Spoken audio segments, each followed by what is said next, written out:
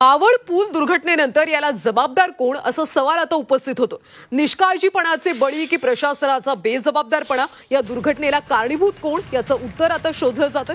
इंद्रायणी नदीला आलेला पूर पाहणं पर्यटकांना महागात पडलंय। कुंडबळा भागातल्या नदीपात्रात 30 वर्ष जुन्या साकवावर नदीचं पाणी पाहण्यासाठी स्थानिक पर्यटकांची मोठी गर्दी गोळा झाली। या गर्दीमुळे जीर्ण झालेल्या पुलाला हा भार पेलवल्याने पूर मधोमध तुटून नदीत कोसळला असं काही जणांचं म्हणणं आहे। तर कुंडबळा नवीन पुलाच्या बांधकामाला मंजुरी देऊन निधी देखील देण्यात आल्याची माहिती समोर आली।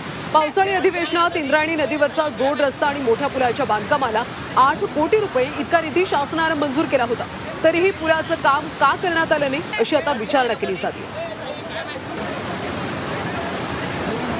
त्या पूल दुर्घटनेला आणि कालच्या बळींना अजितदादा पवार जेवढे जबाबदार आहेत तेवढे त्यावेळचे मुख्यमंत्री जे कोणी असतील ते सार्वजनिक बांधकाम मंत्री यांच्यावरती सदोष मनुष्यवधाचा गुन्हा दाखल व्हायला हवा। यांच्यावरती सदोष मनुष्यवधाचा गुन्हा दाखल व्हावा हवा। हा पैसा कुठे गेला याची चौकशी होणं गरजेचं आहे। आर्थिक गुन्हे शाखेनं करावी, ईडीनं करावी आहे हिंमत तर विचारा।